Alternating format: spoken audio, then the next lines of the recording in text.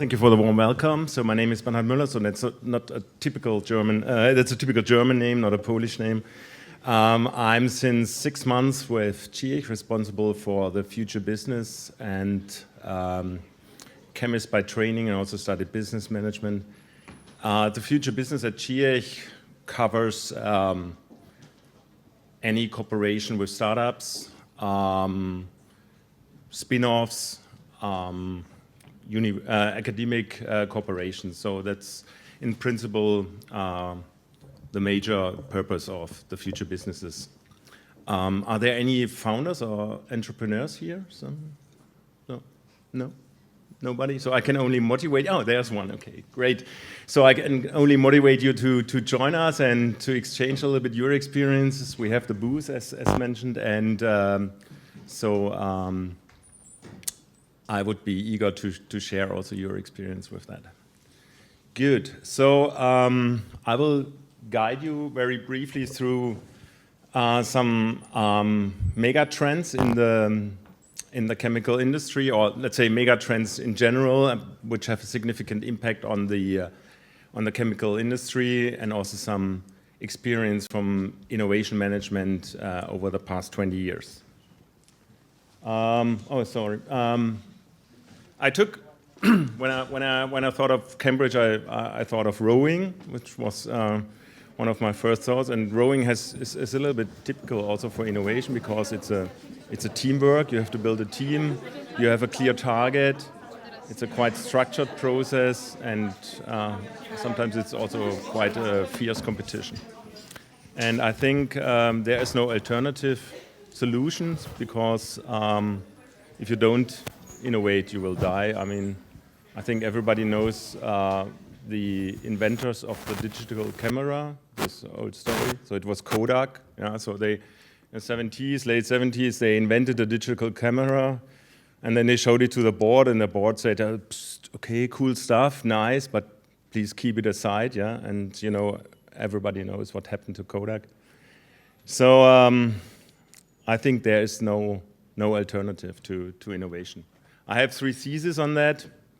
The chemical industry as such is risk averse and non-agile in the last, let's say, if you look at the last 100 years. Risk averseness is definitely it's not negative for the chemical industry. You know, if you are a software or IT company or a retailer like Amazon or so, I mean, maybe you can screw up a computer. If you do some failures in the chemical industry, you can blow up a whole city. So I think being risk averse is sometimes also an advantage, you know, and take a little bit care of what you're doing. And then, if we look back at innovations in the chemical industry, technology push and pure research have not led to a success, or it's not a real option. And I will explain this later when I come to innovation management in the chemical industry. And the third thesis is that a lot of companies, they focus on what we are doing, so nice product, nice process, nice business model, and so on, but they do not explain why they are doing it. And everything starts with a why, and then customers will understand it. But this is just something digested, and I will come to this later. But if we look at megatrends, I will guide you to 6, 7 megatrends, and they have a significant impact what's going on in the next, I'm not talking about the next 100 years, I'm talking about the next 10 years. It's urbanization is one of them. Half of the current population lives already in so-called mega cities or in urban areas, and this will increase significantly, and most of them will be in developing countries. And this has definitely an impact in terms of resources, for instance. Some figures on that: 1.5 million people every week, which is the size of the city of Prague, for instance, move into urban areas every week. If you look at the GDP, which is generated, is 85%, so in urban areas. And some of the larger cities right now, London, New York, Beijing, Shanghai, if you look at the next 10 years, what kind of the expenditures and investments they have to take in order to keep the wheel turning, to keep it running. This will be, I mean, this is an immense figure, estimated about 7 trillion euro. These are mega cities, and this will be in the next 5 years to come. You see, most of them are in the Asian region, already quite large urban areas, but will increase. In the Western world, not too many. In Europe, a couple. This will have a significant impact on water, food, energy, materials, everything. And this brings me to the next topic, scarcity. Scarcity is one of the mega trends. If you look at in general, urbanization is one topic, growing world population is another one. If you look for the next 10 years, not only because of the growing population, but also of the aging population, life expectancy will grow, increase. 35% more food, which means, again, more agricultural areas, and this is something which is also in competition to the climate change we are currently facing. If you look at water, for instance, 3% of the world's water resources are fresh water, and only 1/4 of it is accessible.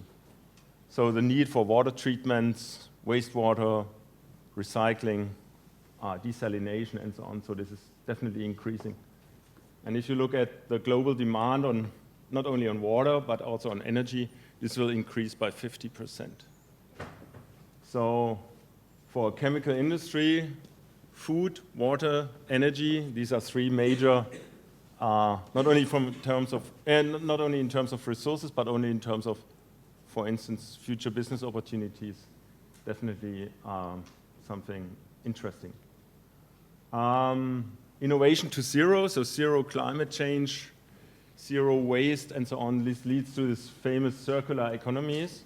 So I will not dive too much in detail on that, but also, the search for alternative or renewable energy.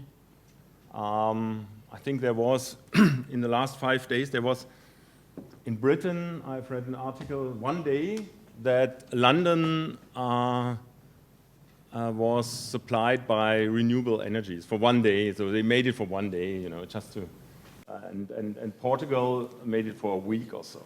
So, but there's still a way to go. But also sustainable resources. Everybody's talking about biopolymers, for instance. That's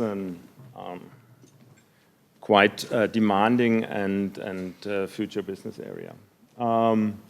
Just a figure I wanted. You know this lady, Greta, and so she had this strike for Fridays for Future, and maybe it's chemistry for future. I don't know, but for instance, if you look at the energy generation, which is needed for data storage, it's 2% contributing to the energy which is needed to do the data storage. It's needed for, contributes by 2% to the global CO2 output. And everybody's talking about artificial intelligence and digital transformation and industry 4.0, 5.0, and so on. But this will increase the energy needed for data storage, for data transfers, and this will contribute approximately 8%. And if you look at the air traffic, it's only 1.5, maybe then 2%. So it's something, we are facing. I just keep the figure as it is. So this leads to smart cities. Smart cities are cities who are trying to be, to fulfill the CO2 targets, carbon neutral, but also, let's say, smart governance in the cities. So smart is the new green, that's the buzzword, but these are cities who work on intelligent traffic systems, energy generation, energy storage, and so on. And you see most of them are, say, in the Western world, and then looking back, most of the megacities most of the megacities are then in the Asian area, and there are not too many smart cities. So that's a concept like this cradle-to-cradle concept zero emissions, zero crime rates, carbon neutral factories and so on, or carbon neutral cities. So that's the vision and where they work on and how they get connected. Another mega trend is health and well-being. I don't dig too much into detail. Increasing life expectancy, which means an aging society, but also healthcare spendings. And then the implication on the workforce is quite interesting. How to make benefit, for instance, of the, let's say, older workforce or women in work. So this has also quite a social and demographic impact on the industry. New business models. I mean, many of you know perhaps this. To look at the change I mean, none of these companies existed 20 years ago. So if you look at Uber, it's the largest taxi company, no cars. Airbnb, no retail, no real estate. Sorry, Facebook, media provider, but no content. I mean, no content means it makes no sense, but I mean they have no content. Yeah. And Instagram is a photo company, but no cameras. Netflix, no cables, or Alibaba having no inventory, the most valuable retailer. So this shows that also the chemical industry will face significant changes in their business models. Economy shift, and then unfortunately nobody from the state, from the ministry is anywhere, but if you look at Poland, for instance, one of the top candidates, if we take the GDP, the current GDP, extrapolated it for the next years. So these are the next $1 trillion economies and game changers, definitely super high growth in terms of GDP. Other economies such as Indonesia, Mexico, Turkey. Turkey may be critical currently because of their problems with the Turkish lira, but in principle still on the growth list. Mobility, okay, autonomous driving, e-mobility and so on, this is clear. Offers also opportunities for the chemical industry. I was on a startup conference last week and I saw that quite interesting stuff here. This is Lightyear, it's a Dutch company. They have a fully equipped with solar cells, a car, and they integrated it quite nicely. It's quite expensive, 150,000 euro, but looked nice, yeah. So you can buy it 2021. Well, I'm not a representative of the company, yeah, but it was quite interesting. So also the reach of 750 kilometers is quite attractive. Or you have the volocopter, this drone-like taxis. So there are all these changes, you know, in the mobility. Okay, what are impact for the chemical industry? So mainly it's a couple of topics derived from the mega trends. If you look at the volatility on raw material prices, for instance, this has a significant impact on the developments to solve those problems arising from mega trends. Renewable sources, finding renewable sources, and not to compete, for instance, with agricultural land or land which is used for agricultural and crop. Then waste elimination, decarbonization is a super problem. I mean, especially for CIECH, having a quite heavily energy-consuming production. This is something which is very high on our agenda to be competitive in the future. But also we will see mergers and acquisitions, how to integrate those, because many of the companies are too small to be able to solve those problems. Customer relationship is definitely something. I mentioned this at the beginning, and the change in business models. We will move from the classical distribution and logistics to more, let's say, online retail or online trade. So again, these are the thesis that every innovation starts with a problem or an unmet need and a failure. I will now move a little bit into the innovation management, or how we see innovation within our industry. I mean, there's a lot of consideration on how innovation has been seen in the past. I mean, perhaps you have read already some of those quotes. For instance, in the car industry, not more than 500 vehicles because there are not so many chauffeurs, or like there's no reason why someone should have a computer. So this 50 years ago, and so a couple market intelligence and identifying unmet needs, and also to consider that potential is quite tricky. And this leads also to that internal research, and this comes from the chemical and technical industries, that R&D projects, internal, I'm talking about internal R&D projects. Half of them more or less are technically a success. Then you have a launch risk because of, I don't know, patent issues, supply issues or whatever. So again, 1/3 of them are launched, but at the end of the day, only 10% approximately are a success so far. So, and then there's often, if you talk to people in the last 20 years and they say, okay, I hope that it's working, and we have to be lucky and so on. You can buy it at Amazon, by the way.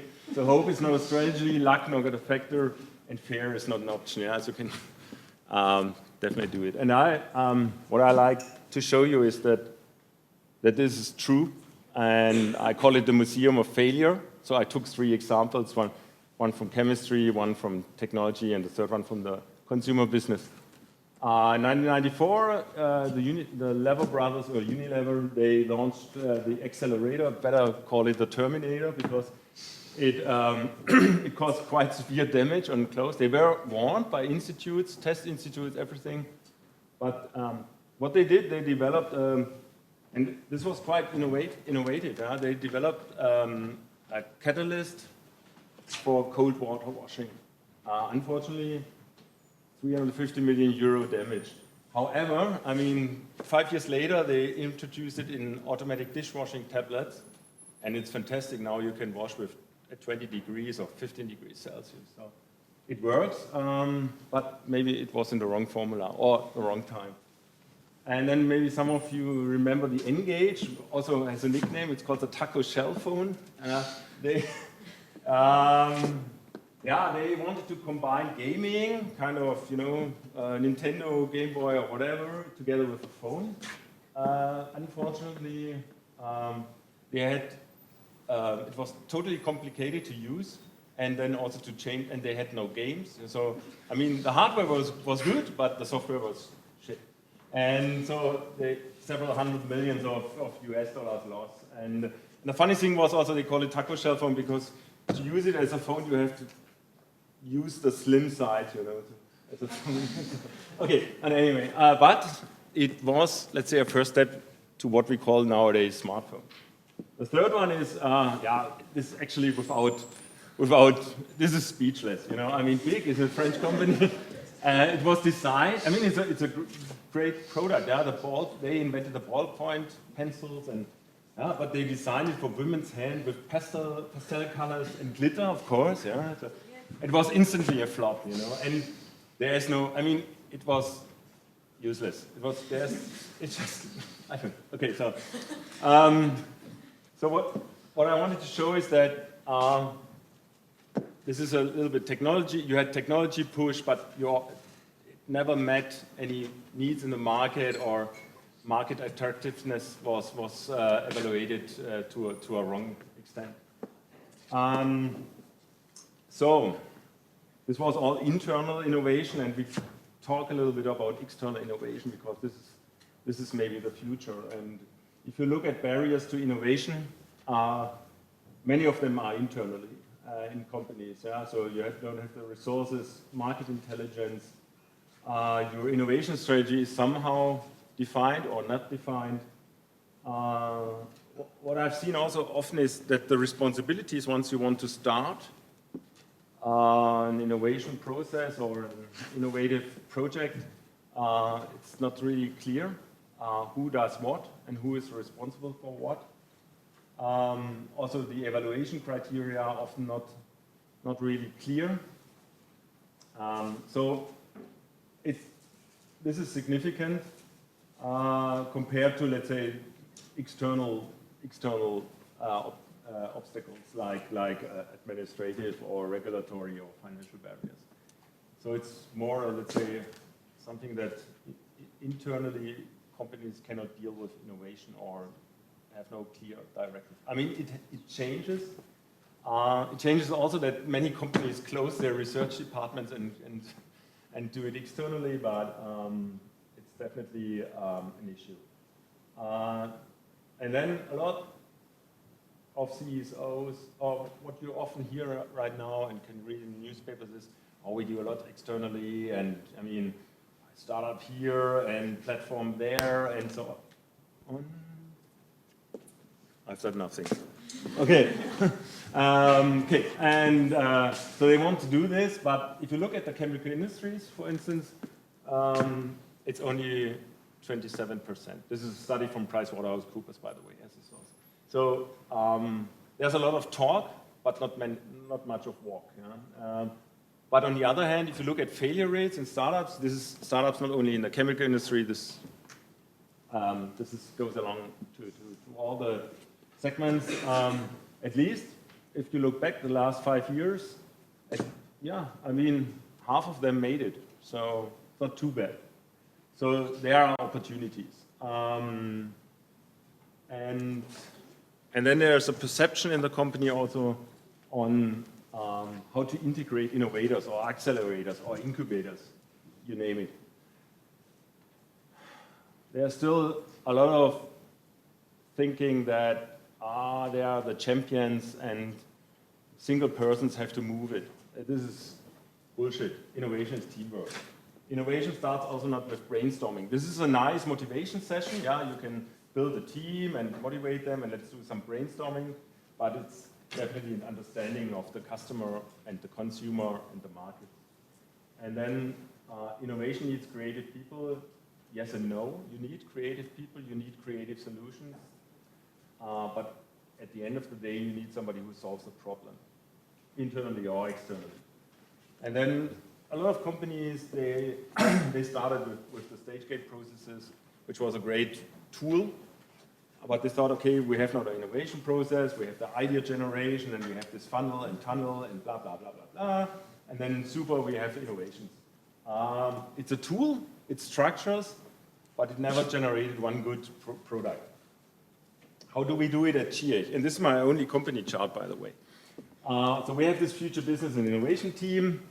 And how do we want to integrate our startups or our external partners? So it all starts with managing expectation, I would say. It's what role do we take and what do we expect from our partner? And so we deliver market and business intelligence, what I said in the beginning, so deep understanding of the consumer or the market. And we want to act as an incubator or go-to-market enabler, help them to bring their product or their technology or their platform or whatever to the market. And then we also deliver, or we supply them with some resources like technically and also financially. And then also everything about innovation management, and this includes also patent and that stuff. And the role of the startup is quite clear. They are the partner, they are technology partner, because we within CIECH, we don't think that we have the expertise. So we fully, we define the problem and they are the problem solver. Yeah. They are an agile and lean team. They will decrease time to market, hopefully decrease cost to market, and we see them also as a strategic investment, not only as a financial investment. So what's next after the what's next? So this is, let's say, some key message. The mega trends, which I showed at the beginning of my presentation, they offer huge opportunities. I mean, a lot of challenges, but for science and technology and business, these are huge opportunities. If you want to build your own company or startup or whatever, start with a why. Why are you doing that? And your customers, they will come automatically and buy it. And then celebrate your failure. Failure is only a failure if you don't learn of it, you know. But celebrate the failure, and I said not too often. Yeah. And celebrate your success. And then, in terms of moving your business and moving the chemical business is also be bold. So go for the big fruits. There are no low-hanging fruits in the market. Forget that. Get out, look around, look at the opportunities, think wrong, and then make it or break it. And yeah, I often have seen this during my time at Henkel, BASF, Bayersdorf, and so on. That many departments they just lost their target, and then but then they doubled their efforts to reach it. So thanks for listening. And questions, please.